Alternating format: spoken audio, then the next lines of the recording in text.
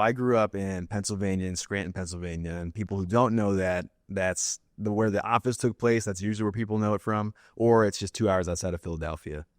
And so I went to school to Penn State because I really wanted to get into communications and the whole corporate world. You know, we're all kind of taught that's the objective at the end of the day is to get a good job out of college means that you're going to have a successful life. Mm-hmm.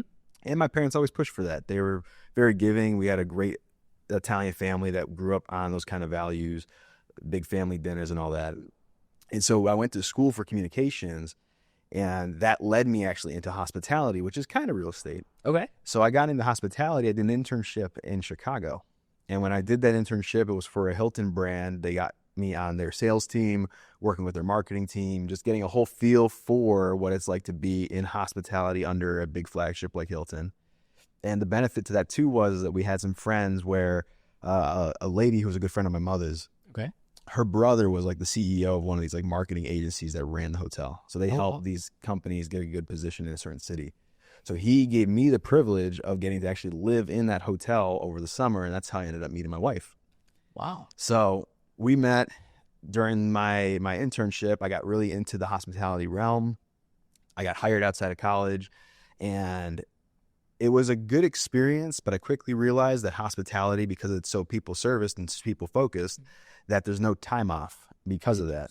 Right. So when I started, I think I had a total of 3 or 4 PTO days I was able to utilize. Okay. And really using them on holidays was a no-go, because holidays are some of the busiest times of the year for most hotels. Correct. So that was like, yeah, no, I couldn't work that long for no reason. And like, I mean, the pay was okay. The benefits were really cool. I mean, you got into like cool restaurants and like big debut things in Chicago because they always want to partner with hotels for you to sponsor them. But it just wasn't a good like life balance for me. And at the time, just my girlfriend, who later becomes my wife. Mm-hmm.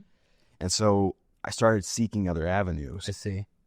I left the hospitality realm to get actually then into life insurance. That didn't go so well. And I didn't realize how much work kind of goes into working for yourself.